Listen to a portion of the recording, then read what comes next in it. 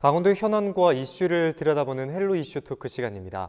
강릉과 고성 제진을 잇는 동해 북부선 남북철도 연결 사업이 남북교류 협력 사업으로 확정되면서 예비 타당성 조사에서 면제됐습니다. 조기 착공이 현실화되면서 강원도 30년 수건 사업에 박차를 가하게 됐는데요. 강원도에 막대한 경제 효과를 불러올 것으로 기대받고 있는데 전문가와 함께 자세한 이야기 나눠보겠습니다. 스튜디오에 최수영 시사평론가, 전 가톨릭 관동대학교 교통공학과 교수이신 김창균 모빌리티 정책연구소 대표이사 나와 계십니다. 안녕하십니까? 안녕하세요. 네, 안녕하세요.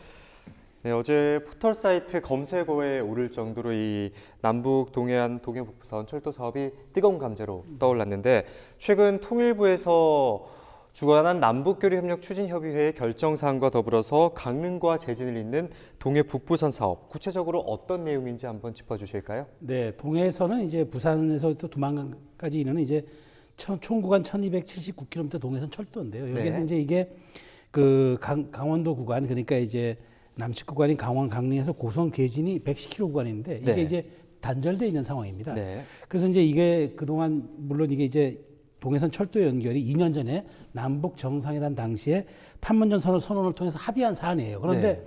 그 이후에 진척이 계속 안 됐죠. 남북 간 네. 이 교류가 답보 상태에 있음에 따라 이제 여러 가지 국제정치적 요소도 있었고. 네. 그런데 이제 그 최근에 바로 23일이죠. 어제 네.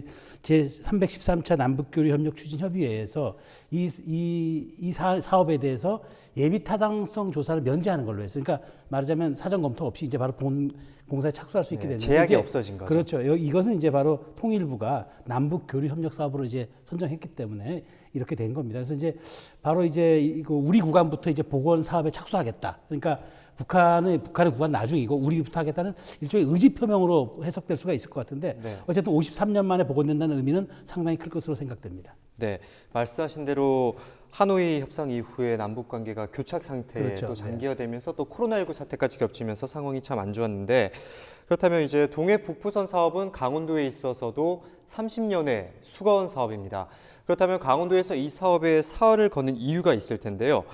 이 사업이 강원도에 꼭 필요한 이유가 무엇인지 박사님께서 말씀해 주실까요? 네, 그 강릉과 제진 사업은 마지막 퍼즐을 푸는 그런 아주 중요한 그런 역할을 하고 있다고 보는데요. 이미 강릉과 원주는 연결이 되었고, 네. 그리고 춘천과 속초도 지금 추진 중에 있기 때문에 이제 강릉과 제진이 연결된다면은 그동안 그 지역 발전의 걸림돌이었던 그런 미연결 철도망이 연결되고 그로 인해 가지고 이제 사통팔달의 이 교통이라든지 소통이라든지 교류라든지 이런 게 이제 이루어지고요. 네. 그리고 강원도 내 남북 간의 벽이 있었는데 네. 그런 것들도 이번에 이제 철도 사업으로 이제 해소가 될 거로 보이고 TSR이 우리가 국민들의 염원이었는데 그동안 강릉과 제진 구간이 없어서 계획이 안 잡혀서 그랬는데 이번에 이제 됨으로써 우리의 한반도의 세계화의 큰 필요성이 이제 충족되었다고 보는 겁니다. 네. 철도가 연결되면 환동해권의 이제 경제 구간이 연결될 것 같은데 동해 북부선의 예타 면제의 의미는 어떻게 봐야 할까요? 네, 말씀하셨다시피 이제 예비 타당성이라는 게 사실 경제성 등 여러 가지 이제 평가 기준들을 충족시켜야 되기 때문에 절차도 까다롭고 또 시간이 오래 걸려요. 네. 사실상 예비 타당성 조사한다면서 사실 본 사업이 굉장히 미뤄지는 경우도 상당히 많았거든요. 네. 그런데 이제 이렇게 정부가 선제적으로 이렇게 나온 것은 네. 사실 이제 굉장히 의미가 있다. 그러니까 바로 27일이죠. 남북 정상회담 이제 2주년 기념식 현장을 바로 고성을 찾아가지고 두 명의 장관, 교통부 장관과 통일부 장관이 찾아가지고 굉장히 이제 의미 있는 의지를 드러냈다. 저는 이렇게 보여지는데 네. 저는 문재인 대통령이 어저께 수석 보좌관 회의에서 답이 있다고 생각합니다. 그러니까 여건이 좋아지기만을 마냥 기다릴 수는 없다. 현실적인 제약이 있다면 그 속에서도 할 수 있는 우리의 작은 일이라도 찾아봐야 된다. 전 대통령의 이 워딩 속에 이제 바로 이 동해 북부선 철도를 찾는 의지가 담겨서 있다. 그러니까 이제 어쨌든 지금 교착 상태에 있지만 우리 힘으로 풀 수 있는 일이라면 선제적으로 풀겠다는 정부 의지가 담겼고 네. 이것은 또 약간 총선을 여당이 압승했다는 그런 사실 의미도 좀 담겨 있는 거예요. 그러니까 이런 남북 교류 협력 사업이 여러 가지 논란은 있지만 그럼에도 불구하고 국민들이 신임해줬다라고 이제 해석하기 때문에 이런 사업들에 대해서 정부가 속도감을 갖고 이제 동력을 이제 살릴 수가 있게 되는 거죠. 네. 그런 점에서 어쨌든 지금 이 사업이 지금 정부가 이렇게 의지를 드러내고 있는 것은 굉장히 좀 아주 청신호로 받아들여질 수 있고 아까 박사님 잘 지적해 주셨지만 환동해권 시대를 여는 이제 단초가 될 수 있고 네. 유라시아까지 뻗어갈 수 있는 그런 이제 첫 삽이 떠진다 그런 의미에서 굉장히 중요하게 받아들일 수 있을 것 같습니다. 네, 말씀하신 대로 마냥 손 놓고 기다릴 수만은 없고 우리가 추진해야 할 것은 속도감 있게 추진을 그렇죠. 해야 한다고 짚어주셨는데요. 그렇다면 남북교류 협력 사업으로서 예타 면제가 되면서 이제 사업이 본격적으로 시작이 될 텐데요. 앞으로 어떻게 진행되는 건지 박사님께서 설명해 주실까요? 네네. 국가재정법 38조 2항에 보면은 네. 남북 교류 협력 사업은 예비 타당성이 면제되는 거로 되어 있거든요. 네. 그러니까 이번에 이제 이 정부에서 남북 교류 협력 사업으로 지정을 하면서 향후에 이제 예비 타당성을 이제 공식적으로 면제를 받아야 됩니다. 그래서 이런 예비 타당성이 남북 교류 사업으로 면제받은 경우가 2018년에 문산과 도라산을 연결하는 네. 도로가 받았습니다.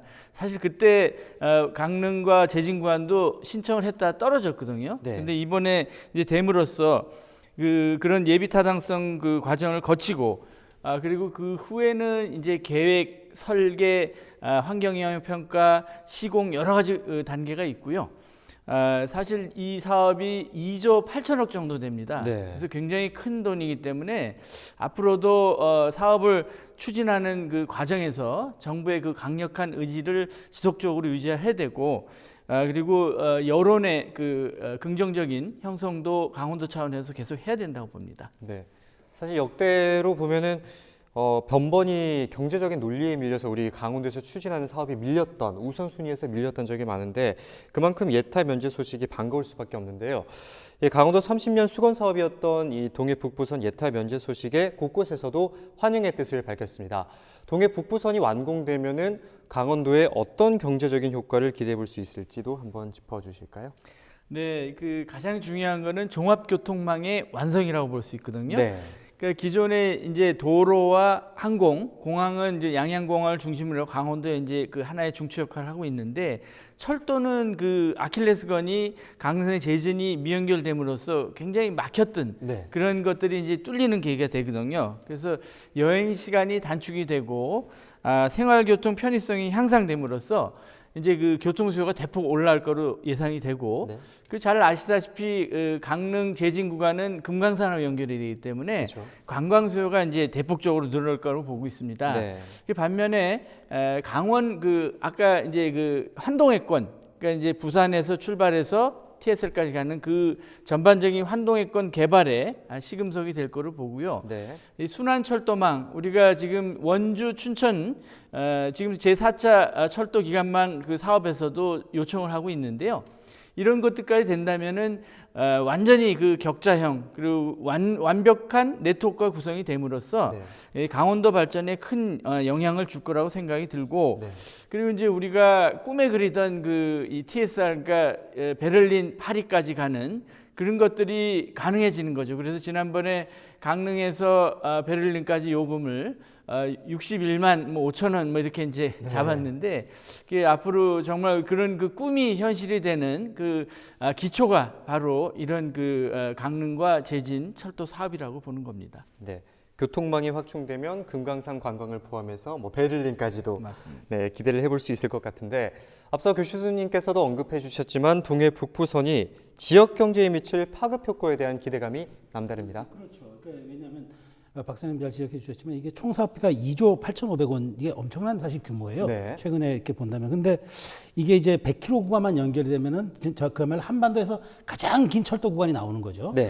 게다가 지금 아까 거기도 지적해 주셨지만 지금 사실 코로나로 인해서 여러 가지 경제가 어렵잖아요. 우리 실물 경제도 어렵고 국가 기관 경제도 어려운 상황에서 네. 일종의 이것이 한반도 뉴딜 사업의 어떤 형태를 띠면서 어떤 좀 경제 이런 침체기를 뚫는 어떤 기폭제가 될 수 있는 아주 긍정적이고 선순환적인 영향을 가져올 수 있다. 이런 점에서 네. 놓고 본다면 당장 업계 지금 굉장히 어려운 우리 도내 건설업계 같은 경우에는 신규 일감 확보가 되잖아요. 네. 게다가 이제 예타면제 사업에 대한 이제 이 지역 참여 의무화가 이제 생기는 거예요. 지역 업체가 충분히 참여할 수 있기 때문에 네. 이 사업비가 지역 내에서 고르게 이제 돌게 되는 네. 그런 아주 순기능적 역할도 될 수가 있고요. 그다음에 관광협회나 외식협회 그동안 굉장히 어려웠던 이런 그 우리 이제 실물 경제 최전선에 있었던 것들도 굉장히 이제 그 좀 탄력을 받게 되겠죠. 게다가 이제 이 만일 이게 된다 그러면 이제 동해 북부선이 이제 그 사실은 또 강원도 관광의 패러다임을 좀 바꿀 수 있는 하나 모델이 될 수가 있다는 점에서 네. 사실 기대가 좀 더 큽니다. 그래서 그러다 보니까 네. 지금 강원도 정치권은 여야 할 것 없이 지금 환영의 목소리를 내고 있어요. 뭐 더불어민주당은 여당이니까 뭐 당연히 이제 더 큰 기대감을 표현하지만 미래통합당 강원도당도 이건 굉장히 강원도 30년 핵심 수건 사업이다. 게다가 이제 영부권 발전에 굉장히 기폭제가 될 수도 있고 그다음에 이런 것이 활성화된다면 그동안 사실 이제 수면 밑으로 내려갔던 5색 케이블카 문제도 네. 다시 탄력을 받을 수 있다. 이런 기대감까지 표명할 수 있어요. 네. 그러다 보니까 이 작은 작진 않습니다. 2조 8천억 원짜리 공사지만 이게 굉장히 강원도 어떤 이 좀 침체된 경제를 네. 좀 폭발적으로 좀 순환시키는 그런 기폭제 역할이 될 거라는 점에서 많은 사람들이 기대를 하고 있는 것 같아요. 네. 코로나19로 침체된 경기에 활력을 불어넣는 한반도 뉴딜 사업 그리고 또 다른 사업들과 연계해서 시너지 효과를 또 낼 수 그렇죠. 있다고 네. 짚어주셨는데요. 그렇다면 동해 북부선에서 그동안 변방에서도 변두리였던 또 고성군에 대한 또 국가 균형 발전 측면에 봤을 때도 비약적인 발전도 기대할 수가 있다고요? 네, 그렇죠. 그러니까 지금 고성군은 사실상 금강산 관광 중단으로 인해서 지금 거의 뭐 고사 상태입니다. 그러니까 지역 경제가 굉장히 어려운데, 네. 근데 이제 이렇게 된다면은 지금 사실 강원도도 유일한 세계적인 분단도지만 고성군은 분단군이거든요. 네. 근데 이제 이게 대륙철도의 시발점이 된다 그러면은 지역이 갖는 위상 자체가 달라질 수 있고 또 굉장히 남북 교류 협력 사업의 상징으로 떠오를 수도 있기 때문에 그런 점에서는 좀 기대감도 고성이 그동안 굉장히 어려웠지만 기대감도 커지고 네. 더군다나 그렇다면 동해 북부선을 계기로 이제 고성 구상이 이제 현실화될 가능성도 있어요. 그래서 게다가 이제 사실 이제 이게 된다면 아까 제가 잠깐 말씀드렸지만 동해안 관광 특구 조성도 이제 이렇게 갖출 수 있게 됐어요. 그러니까 왜냐하면 강원도 같은 경우는 이제 강릉이 1단계 배후 도시가 되고, 네. 그다음에 이제 설악, 속초, 고성, 양양을 묻는 설악권 특구 이제 그런 경제 핵심 거점 도시로 발돋움할 수 있기 때문에 여기에 고성이 중심에 설 수 있다. 그동안 정말 10여 년간 엄청나게 어려움 속에서 견뎌왔지만 앞으로 이런 것들이 이제 좀 다양한 이제 그 고성의 이제 관광 모습들을 네. 창출하는 어떤 동력이 될 수도 있기 때문에 특히나 다른 지역도 기대가 크겠지만 고성군으로서는 여기에 대한 상당한 기대감을 표명할 수밖에 없다. 뭐 이렇게 저는 볼 수 있습니다. 네. 두 분이 짚어주신 바와 같이 동해 북부선이 강원도에 가져올 효과는 분명해 보이는데요. 그렇다면 이제 물이 들어올 때 노를 져야 하지 않습니까? 이렇게 기대되는 효과를 톡톡하게 누리려면 앞으로 강원도에서는 어떤 준비가 필요할지 박사님께서 짚어주실까요?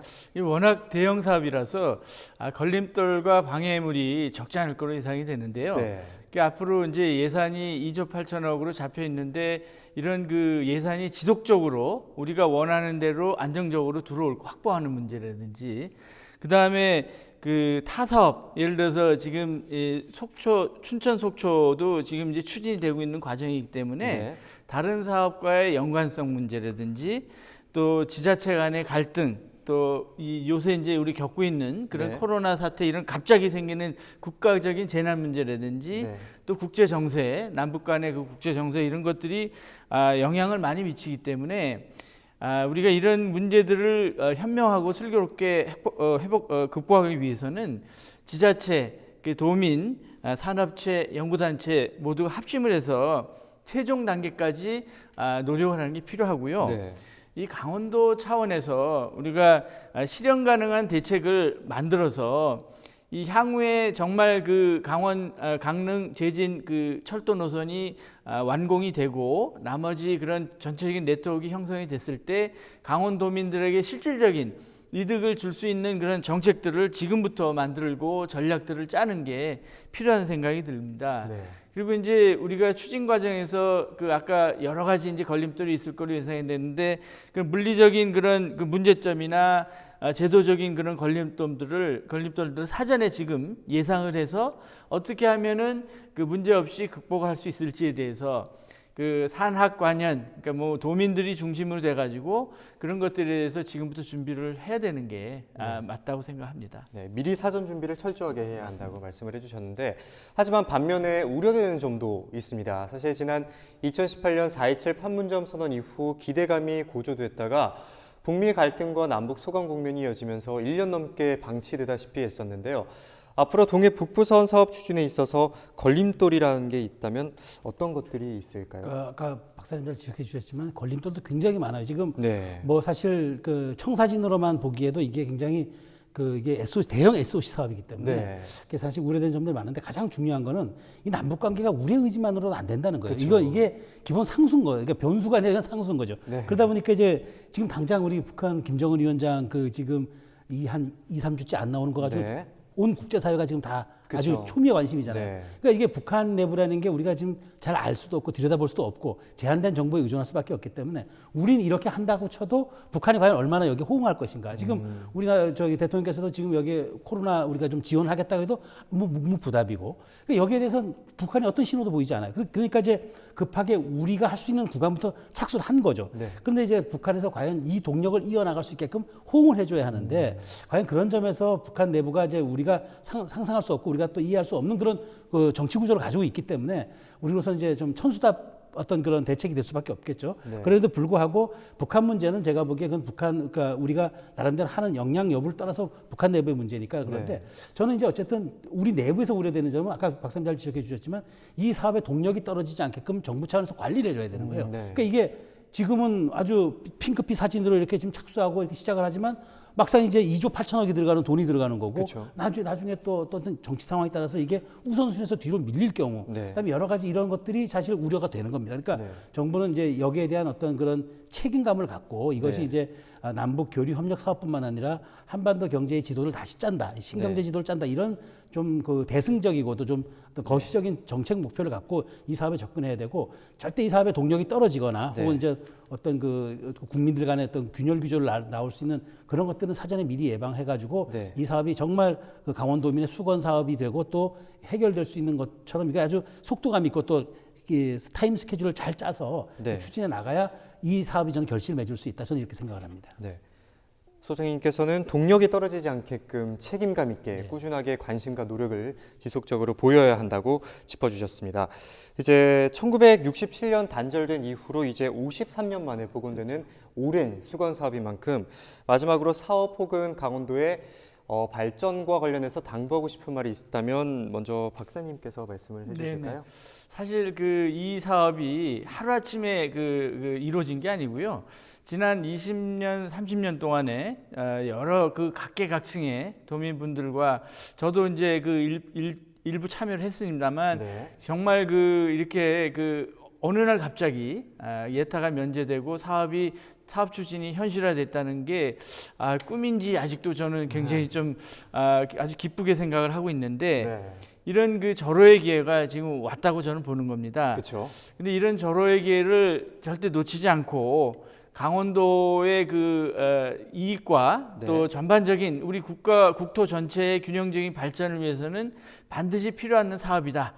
예를 들어서 지금 우리가 이 부산에서 동해 중부선, 동해 남부선에서 이제 거의 다 완공 단계에 있습니다만 강릉에서 재진이 안 된다면은 우리가 그동안 꿈꿔왔던 대륙 횡단 열차라든지 어떤 이 네트워크가 구멍이 나면서 실질적으로 이 국가적인 큰 손실이 있다는 그런 마음 자세를 가지고 우리가 사업에 임해야 된다고 생각이 들고요. 저는 이제 이런 인프라 앞으로도 적지 않은 시간, 적으면 한 7년 정도 이제 완공까지 그렇게 이제 보고 싶은데 인프라에 설치하는 건설하는 것도 중요하지만 기존에 우리가 지금 운영하고 있는 그런 시설물들, 철도, 도로, 공항 이런 것들에 대한 운영 효율성도 극대화하기엔 그런 지자체와 도민의 역할도 중요하다고 생각을 해요. 왜냐하면 이제 강원도에 좋은 기회가 주어졌는데 제대로 운영이 안 되고 시설물들이 운영이 안 되고 자꾸만 사고 나고 혼잡하고 강원도가 가면 안 좋다는 이미지를 주면 안 되기 때문에 그쵸. 앞으로 남은 기간 동안에 완공까지, 그러니까 강릉 재진이 완공됨으로써 완전한 네트워크가 구축되는 그날까지 네. 그런 기존 시설물에 대한 운영 관리도 우리가 철저하게 해서 강원도의 이미지, 이 강원도는 잘할 수 있다는 그런 인정을 받는 것들도 이제는 강원도 인정을 받는 게 국가가 아니고 세계적으로 인정을 받는 게 되거든요. 우리 원주 강릉도 잘해서 인정을 받았잖아요. 근데 이제 그런 것처럼 앞으로도 좀 더 노력을 한다면 좋은 그런 결실이 있을 거로 생각이 됩니다. 네. 초반에 박사님께서 말씀하셨듯이 대한민국에서 베를린까지 철도로 가는 날을 한번 기대해 보도록 하겠습니다. 오늘 말씀은 여기까지 듣도록 하겠습니다. 지금까지 최수영 시사평론가, 김창균 전 관동대 교수와 함께했습니다. 오늘 말씀 고맙습니다. 감사합니다. 감사합니다.